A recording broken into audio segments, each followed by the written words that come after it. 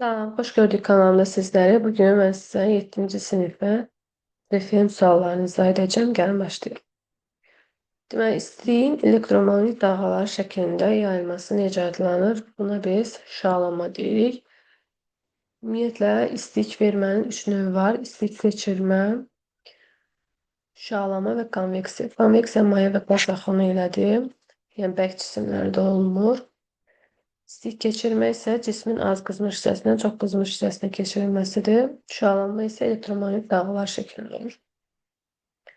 Hansı variantda beynəlxalq sistemdə əsas vahidlərdən biri verilmişdir? 7 əsas vahidimiz var. Bunlardan biri də uzunluqdur. Vahidi isə 1 metrdir. Səs dalğası bir mühitdən digər mühitə keçdikdə aşağıdakı kəmiyyətlərdən hansı dəyişər? Periyodla tezlik sabit qalır, amma dalğanın yayılma sürətidir, bir də dalğa uzunluqdur. Bunlar dəyişir. Burada da dalğanın sürəti var, yəni yalnız 3 olacaq C variantı. Uyğunluğu müəyyən edin deyir. İşıq şüasını keçirən cisimlərə biz şəffaf cisimlər demişik, yəni birinciyə sizə gedəcək.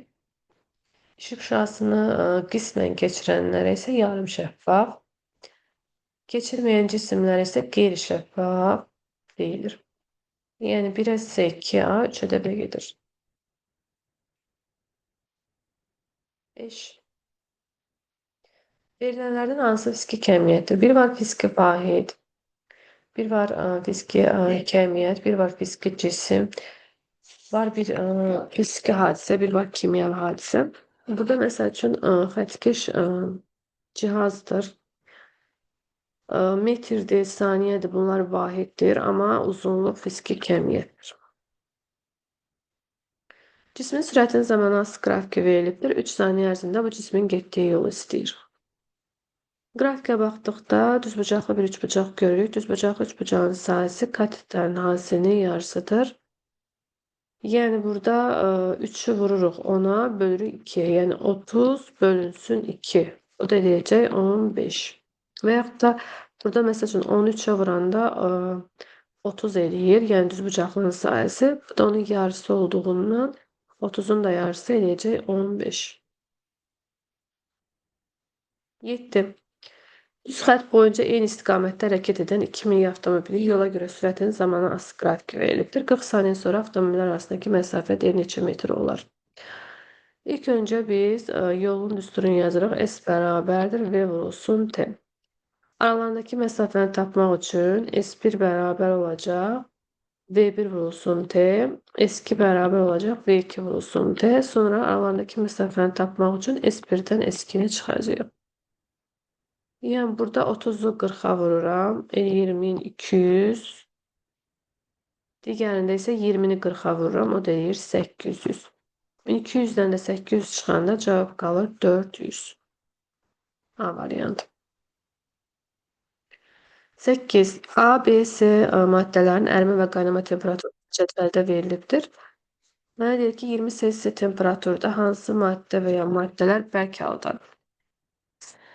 Ümumiyyətlə ərimə temperaturu 20 Selsi dərəcədən yuxarı olanlar bərk halda olacaq. Məsələn, ərimə temperaturu burada 18 -10, bir də 21 Selsi var. Ən böyük 21 Selsidə 20'dən.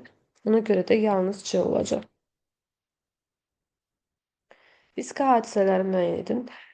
Burada həm kimyəvi hadisəmiz var. Məsələn, dəmirin paslanması, korroziya bu kimyəvi hadisədir. Sütün qatığa çevrilməsi, qıcqırma falan bunlar da kimyəvi hadisə gelir. Ancaq suyun qaynamasıdır, suyun buza çevrilməsidir, yəni sublimasiyadır, desublimasiyadır, kondensasiyadır. Bunlar hamısı fiziki hadisələr gelir. 1, 3 və 4 olacaq. Cavab olacaq A variantı.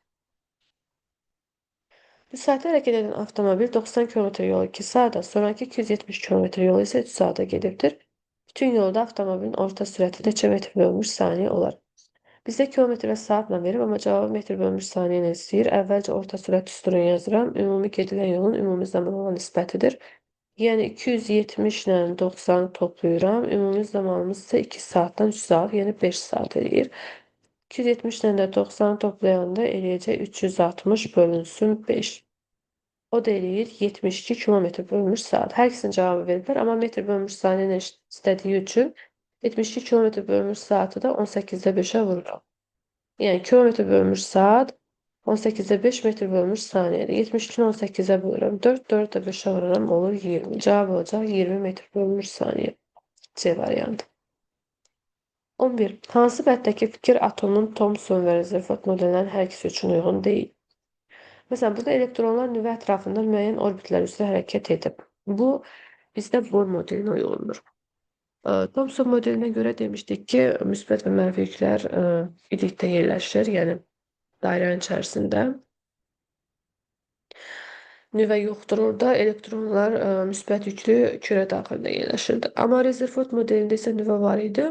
Elektronlar da sabit orbitlərlə izah olunmurdu. Müəyyən enerji səviyyələri və orbitləri ideyası, yəni burada yox idi. Ona görə cavab olacaq elə A variantı.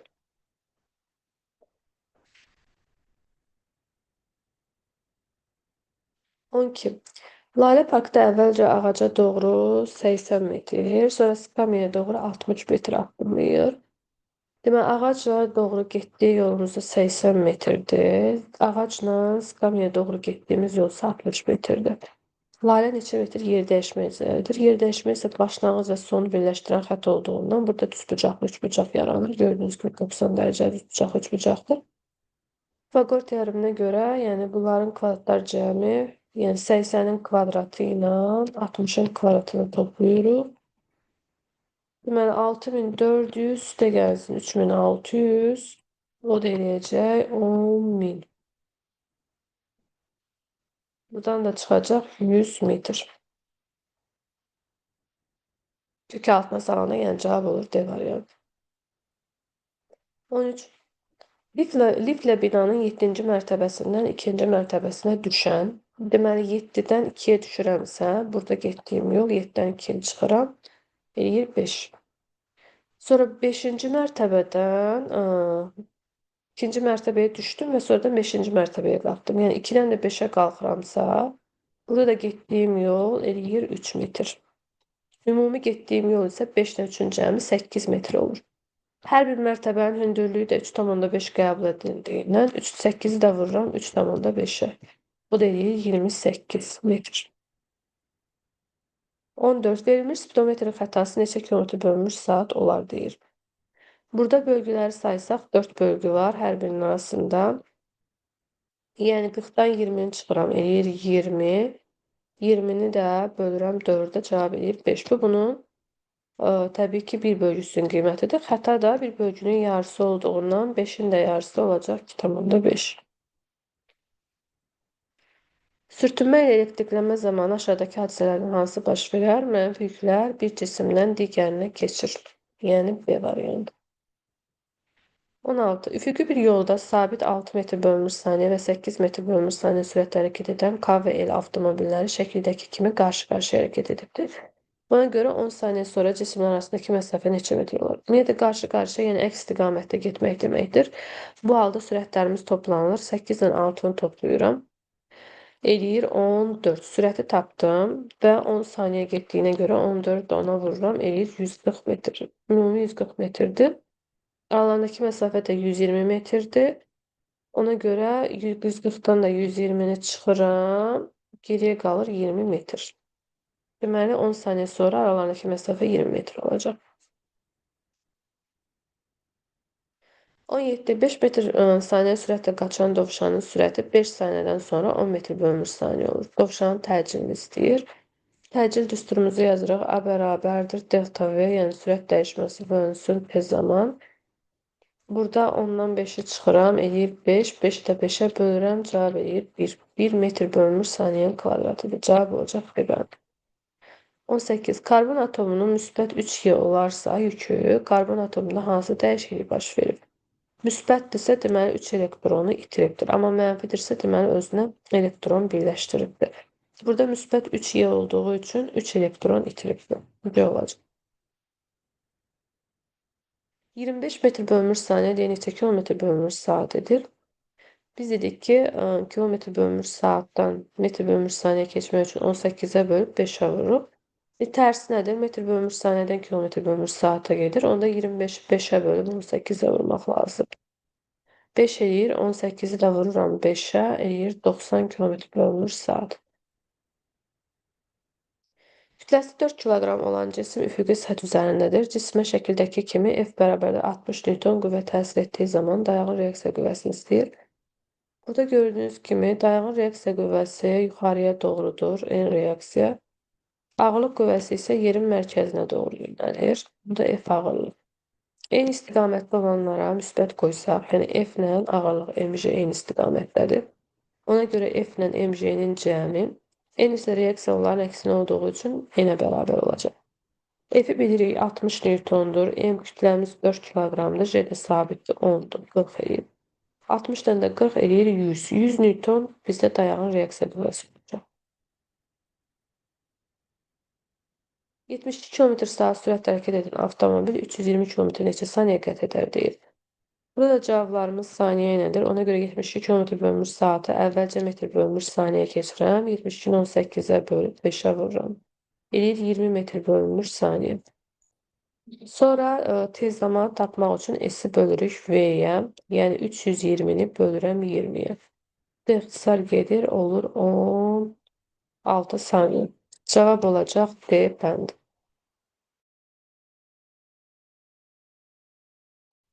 22. 0,7 metr bölünmüş saniyə sürətlə gedən eskalator üzərində həmin istiqamətdə eskalatora nəzərən 0,3 metr bölünmüş saniyə olan sərnişin hərəkət edir. Yerlə bağlı hesablama sisteminə nəzərən sərnişinin sürətini hesablayın. Yerlə bağlı hesablama sistemi dediyinə görə eskalator üzərindəki olan sürətlə, yəni sərnişinin hərəkət etdiyi sürəti toplamalıyıq. Yəni 0,7 ilə 0,3-ü toplayırıq. O da eləyir 1 metr bölünmüş saniyə. Sükunət vəziyyətindən 10 metr bölünmüş saniyə kvadrat hərəkətə başlayan cisim 4-cü saniyədə neçə metr yol gedər? Sükunət vəziyyəti deyəndə başlanğıc sürətimiz yoxdur, 0-dır. Həcmimiz verilibdir A, 10 metr bölünmüş saniyənin kvadratıdır. T də 4 saniyədir. Bizdən nə istəyir? S istəyir. S bərabərdir V0T plus AT kvadratı bölünsün 2'dir. Yəni, yeniləşən yavaşlayan hərəkət üçün minus olur. İndi burada başlanğıc sürət olmadığı üçün 0'a bərabərdir. Ona görə S bərabərdir. AT kvadratı bölünsün 2. Yerinə qoysaq 10 vurulsun 4'ün kvadratı 16 bölünsün 2. Sayılarımız gedir qalır 5. Bu da olacaq 80 metr. 23'e de uyğun oldu cavabımız A variantı.